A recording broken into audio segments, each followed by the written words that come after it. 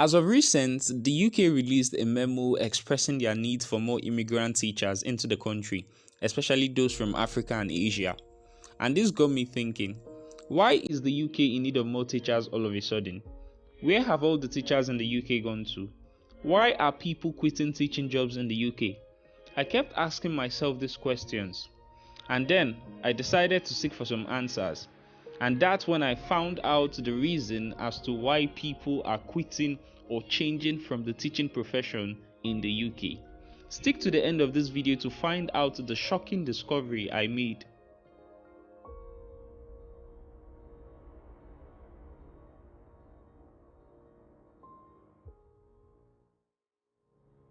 So welcome once again to another episode of Today's Gram. If this is your first time on this channel, we create videos on trending gist and latest happenings. So do well to hit that subscribe button there, like this video, and also click on that bell icon so that you won't miss out on any of our entertaining content. So guys, in my quest for answers as to why people are quitting the teaching profession in the UK, I came across some stories from ex-UK teachers. And these teachers narrated how their experiences were in the UK while they were teaching. And believe me when I say these experiences are horrible. So I'll be sharing with you some of these experiences that these teachers that previously taught at the UK narrated. Just listen to it. I was a teacher in Zimbabwe for over 10 years. I loved my work. I remember assemblies where children would greet us in chorus. I was proud to be a teacher. Our students would salute and greet us on the streets, showing us respect. A misbehaving pupil would hide, show remorse on being found out. The day I left for the UK, I was excited and convinced that I would make an impact as a teacher in the land of the Queen. But I got a rude awakening when I arrived at the UK. I got a teaching job at a school in Luton, which was touted to be one of the best schools. I was grateful and overjoyed. On my first day in class, the children looked at me as if they were seeing a ghost. One child raised his hand and said to me, "Are you an idiot?" I was shocked. I was a teacher. I looked at the child and wanted to hit him, but I had been warned never to touch a child or I would die in prison. I pretended I had not heard the child. Then I heard another say, "Hey, are you deaf?"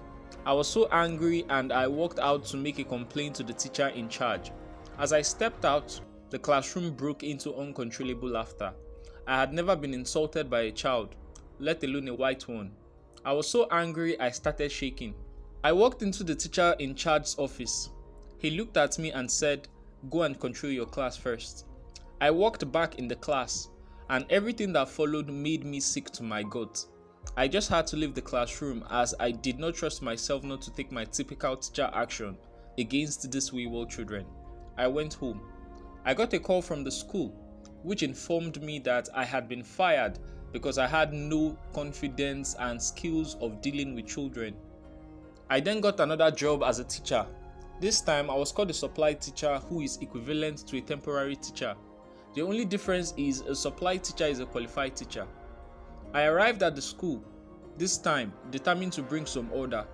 As I walked into the classroom, I saw on the green board an offensive statement. It was a question. What's the difference between a monkey and a black man?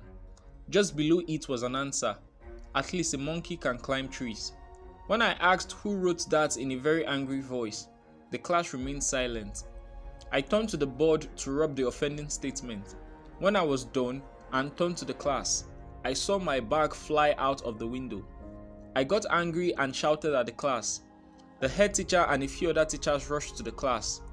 The pupils all rushed to one corner, and on seeing the headmaster, they started screaming. The headmaster in front of the children told me I was intimidating the kids and making the learning environment a war zone. I told him they had thrown my bag out of the window and had written racist remarks on the board. The head teacher said he could see nothing on the board, and the kids shouted that they had thrown it out after I had tried to hit them with it. I was asked to go home and reflect on my teaching skills. The classroom is controlled by children. You must do what they want and you must not dictate to them. The head takes the word of the child against yours. Now I am working towards extracting myself from a career I was passionate about, and I ask myself why. Those who are thinking of teaching here must brace themselves for a torrid time. I'm sure most of you that followed that experience from the beginning to the end will agree with me that that is definitely not a good experience. I mean, it's really, really sad, especially if you are coming from the African community and you are going there to teach. Teaching in the UK will not be the same as teaching in your African country. Or let's just say, take for example Nigeria. Teaching in Nigeria is 100% different from teaching in the UK. In Nigeria, you have the right to discipline the kids that are in your class. That is, if a kid should misbehave, you pick up your cane and discipline the child. In the UK, if you do that, you can spend the rest of your life in jail. Things that you wouldn't even imagine that is possible. Things that you wouldn't even imagine that the children you'll be teaching can say to you is the things that these kids will actually say to you, and you will not be able to do anything to them. That's how bad it is. Let's check out the second person's experience. I was reprimanded for calling a child my son. When I came to school the following day, there was a fuming parent who said to me, "Hey, so my son has a father at this school now." I said I didn't know about that, and then she accused me of calling him my son the previous day in class. I went numb. She went to the head and I was seriously admonished. The culture here is so strange. There is nothing like stopping students from throwing chairs at each other. The schools here are a complete opposite of the schools back home. Teaching is a nightmare here. It is the most stressful job in the UK. I can't imagine someone going to jail for calling a child or a pupil my son. I mean, if this kind of law should be brought to Nigeria, then I'm sure every single teachers in the country would have gone to jail since, because it is a normal thing. Any teacher can call any pupil my son or my daughter.